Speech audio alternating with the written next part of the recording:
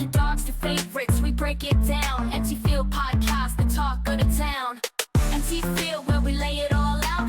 Breaking down games, removing all doubt. One interviews with stars, we're bringing the heat. Sports news and odds talk that can't be beat. Welcome to another episode of the Empty Field Podcast. My name is Matthew Hansen, and today I have a 2-time Offensive Player of the Year. I have a 7-time All-American, National Champion MVP, Grace Cooper. Grace, how are you? I'm well, thank you so much. First off, tell us about yourself. Well, you summed up the best parts. Grace Cooper, I've played football. This is my 10th season now. I played in Minnesota for 6 years, played in Denver for 3, and now I'm playing in Kansas City. Outside of football, I'm a special ed PE teacher, so I get to do a lot of running around all the time. Ooh, so what made you go into that? I actually ended up teaching by accident. I had a friend on our football team who encouraged me to come get a job at the school she was working at. I did. Then we both left that school to go to a different one. And I originally interviewed for like an educational assistant position. And after the interview, one of the admins said, "Hey, we actually need a PE teacher, and you have a lot of background in this. Is that something that you'd be interested in doing?" And I said, "Sure. How hard could it be?" And it was challenging, but that was about 6 years ago. And then I went back to school to get my teaching license, and I've been teaching physical education ever since. What grades do you teach? So currently I teach at a school that has grades all the way from about whatever grade 8 years old is, all the way up to 21 years old. So kind of like all of the grades, just because it is a special education environment. The most experience I have is with middle school. The young teenagers. Yes. Oh. So then what got you started into football? I actually saw an interview in my school newspaper my senior year of college. The quarterback from Minnesota at the time had gone to the same college that I did. So they interviewed her for an article. And then I saw that, thought about it, and then my mom sent me a Facebook event for a tryout, and the rest is history. Awesome. So with that resume I just read off, when did you realize that you're special on the field? So my very first season, I've wanted to play linebacker ever since I started. I got to do that last year out of necessity. But my first year, I went into the season thinking I'd probably be a linebacker. And then about a week or two before our first game, the head coach says, "You're going to be our starting running back." And actually at the tryout, he had said, "What's your sport background? I've never had someone with your combination of speed and strength." And I said, "Oh, that's interesting. I work out a lot, and I did track in college, and that's about it." But yeah, and then he said, "You're going to be our starting running back." And then I was a running back ever since. So it's been a decade of running. So pretty much from that, like from my first season, I had coaches and people telling me, "Your skill set is unique." And that's something that I've always been aware of. Awesome. Now, with Offensive Player of the Year, All-American, National Champion MVP, which one of those mean the most to you? I gotta be honest, the national championship MVP stings because we lost. So I was the MVP of the losing team. So I don't really like that one because I don't think most people are happy with being the best loser. The All-Americans mean a lot because being an All-American is hard. Our league is full of so many good athletes. Offensive Player of the Year means a lot because I've played on a lot of really good offenses. Um, Probably one of the ones that means the most is whatever has come later in my career. I've torn both ACLs. I had a tibial plateau fracture, separated my AC joint. So there was a lot of injury in the first 5-6 years. So anything that has come after that has definitely meant the most. So I think probably last year I was an All-American, so probably that one. How did you adjust coming back from those 2 ACLs? To be honest, it was a really great adjustment. So my first ACL, I played for 2 seasons. My first 2 seasons, I played with a torn ACL. I didn't realize it was torn. I know exactly when I did it. It was in a practice before our season even started. And I just knew that my knee hurt really badly after games and then it would be fine. And so I just kept playing on it. But the funny part is, and anyone without an ACL will tell you this, I couldn't cut. I could not change directions off of that knee. And so coming back from that one was so much fun because then all of a sudden I had so much more side to side ability. I could actually change directions. And then when the second one happened, it kind of was like, well, come back after the first one, I was better. So I'm sure I'll come back after this one better. So there never really was a concern about coming back or changing anything. If anything, it made me more confident because I keep telling everybody now I have extra strong knees. So There you go. Now, when you're in the huddle and they call your number, what's the first thing going through your mind? am I allowed to swear? Go for it, full throttle. Fuck yeah. I always love when a player on the other team has the same number as me. Because in my mind, I'm gonna be the better of our numbers. And so whenever my number is called, I'm gonna be the best at it. So it doesn't really matter what the play is. It is that fuck yeah. Hit him. Exactly. What do you enjoy the most? Running through somebody or juking them out? I really, really love running. And my favorite is I think something I've got really good at is just kind of the not quite a full juke, but the little, like, you slip a hip out of the way or they grab an arm and you just kind of let your arm go. And I just feel like giggling every time. I feel like someone has a hand on and then you just slip out of it and you just run away. That's my favorite. If the league would ever do it, would you ever be considered being mic'd up during a game? Absolutely. I think I'd be hilarious mic'd up during a game. I would love to hear it. One thing I loved playing defense. So offense feels much more structured, like you have to be set before the snap. You got to be quiet because you're listening to your cadence. Last year playing defense was some of the most fun I've had playing football. I was talking to everybody. I was talking to myself, doing little, you see the videos of the little kids going snowboarding or whatever, and they're just yapping the whole time. That's me. Just chatting, laughing about stuff. Stop. Before we continue this episode here, are you staying hydrated? No. Have you tried Hydrify? Man, it's not just flavored water. It's clean hydration with electrolytes that actually work.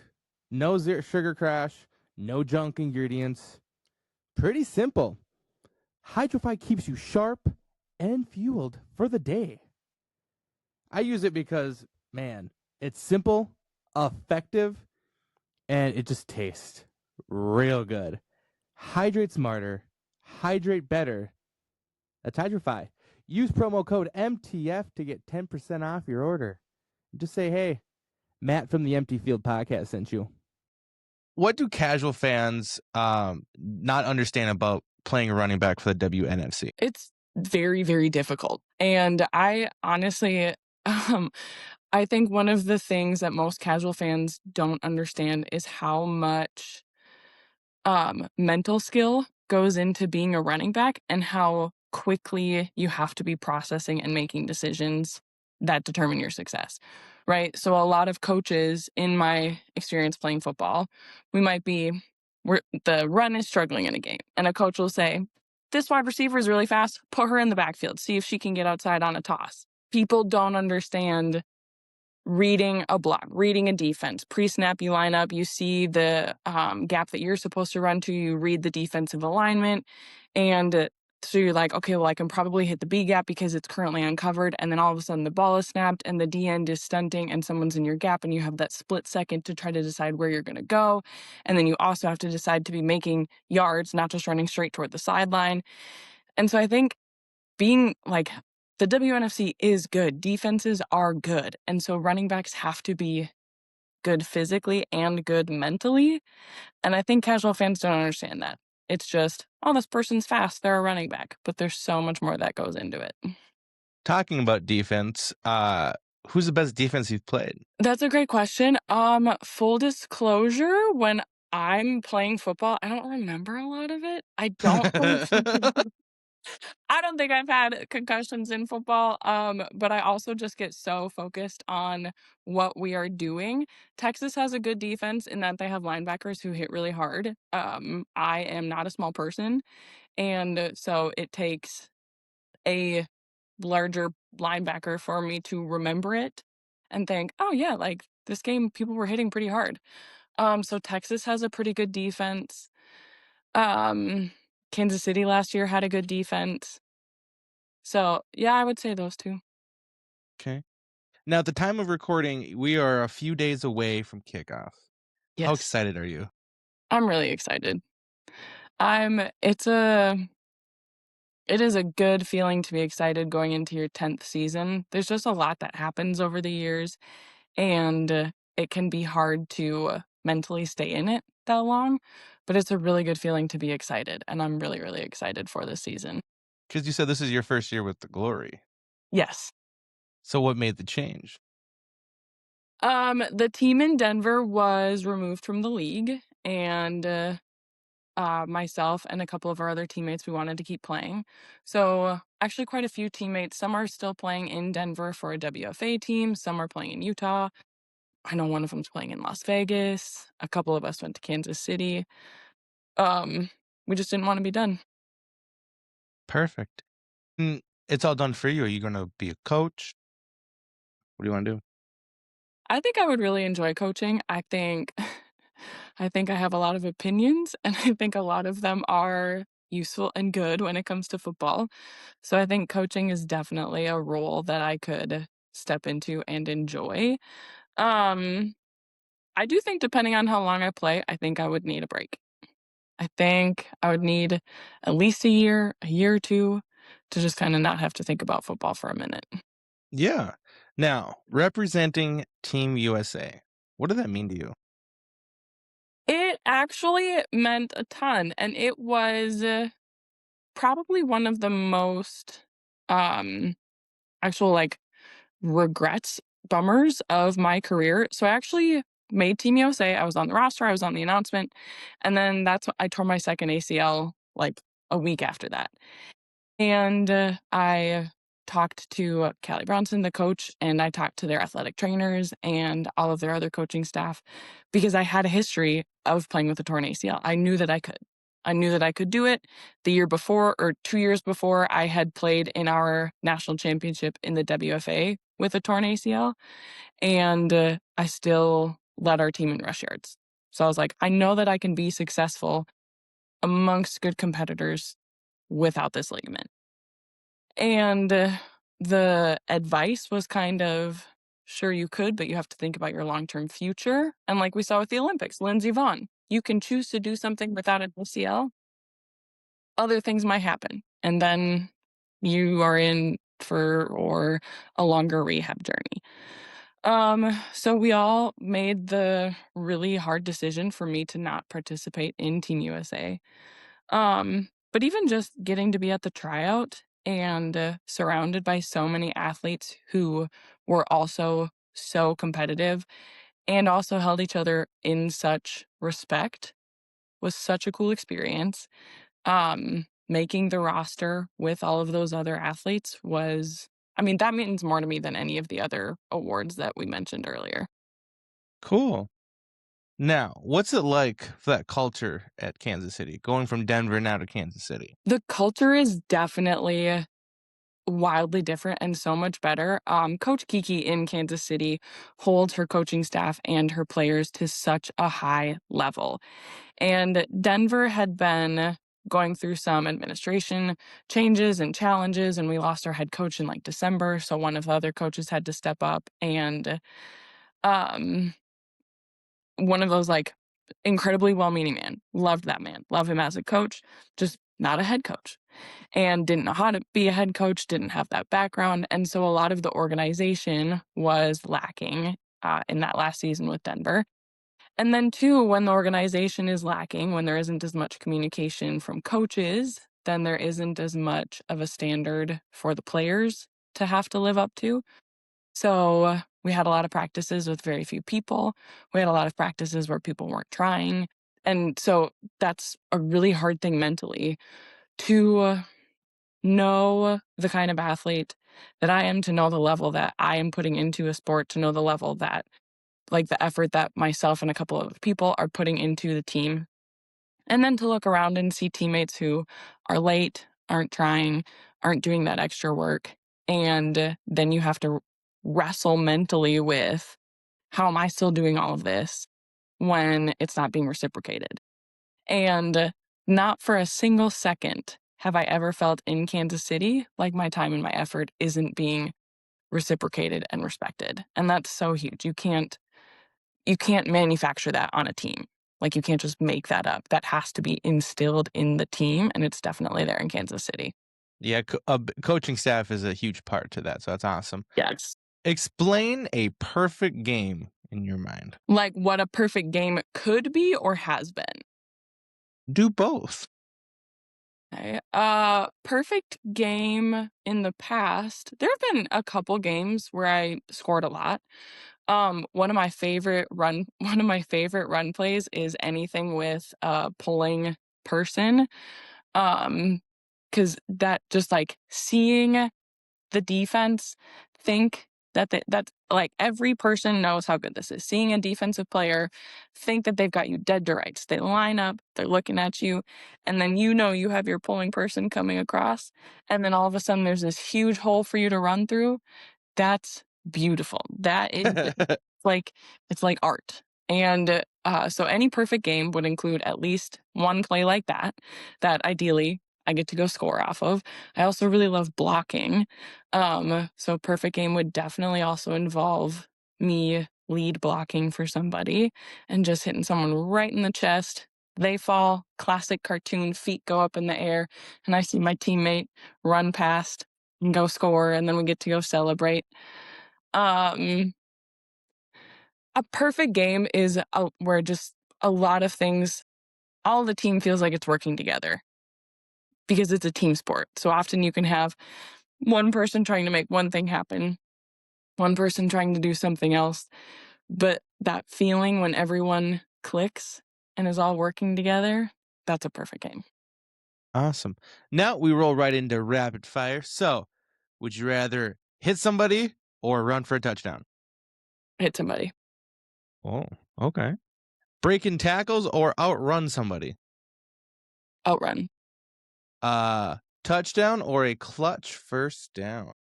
Clutch first down. Okay. Practice grind or game day energy? Game day energy.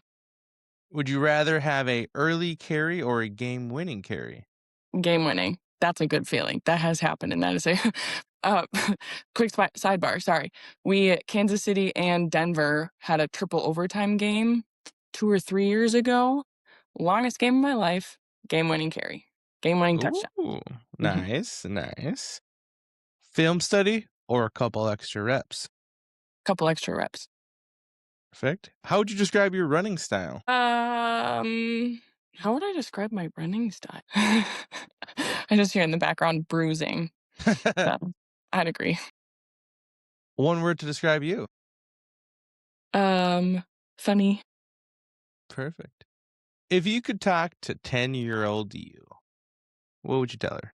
I'll do my best not to cry because 10-year-old me really wanted to play football. 10-year-old me ran around with my siblings and the neighborhood boys in the front yard playing football all the time. And I know a lot of players in our league got to have experiences where they got to play in high school or middle school. I didn't get that. And so 10-year-old me had this dream where I wanted to play football. I grew up watching Adrian Peterson, LaDainian Tomlinson, Marshawn Lynch, all these other people. And I knew that I was fast and I knew that I loved running. And but then I thought that this was something that could never happen. So if I could talk to 10-year-old me, I would tell 10-year-old me that it's going to happen. Like, this isn't just a dream, it's a reality. Awesome. Any special shout outs you want to give? I mean, I always love shouting out my mom and my dad and my family. You can't be a professional women's athlete in football without support. And I also super want to shout out my partner, Janessa. She's been on the podcast, and our friends Liv and Markel who are traveling with us, and just all of the people in Kansas City who have welcomed us with open arms and done their best to make it a welcoming environment. That if you are in my support network in any way, shape, or form, this is a shout out for you. Awesome. Where can everybody find you on social media? Social media, I think my Instagram handle is Mustang_Coop2442. Mustang was actually the nickname that I got at the Team USA tryout. We were talking about classic sports cars, and I said I like Mustang. One of the coaches was like, you know what, I like a Lambo. I'll call you Lambo. And I was like, okay, but I'm still a Mustang. It's my favorite sports car. So Mustang_Coop2442. Perfect. Well, Grace, I appreciate you coming by and talking to us about your multiple ACL injuries, but toughing through and your multiple awards. Fans of 1T Media Production, do you guys drink coffee? Sure you do. I, myself, drink quite a bit of coffee, so I always turn to a Fuera coffee for my go-to. It's smooth, it's bold, it's not too heavy. Perfect for that early morning or when you just need to lock in for the day. The best part is, at every purchase, 5% goes back to the great outdoors. Get a bag like this. I get two myself. Use promo code MTF and you get 15% off your order. Guys, what's not to love about coffee, free money, and deliciousness? A Fuera coffee.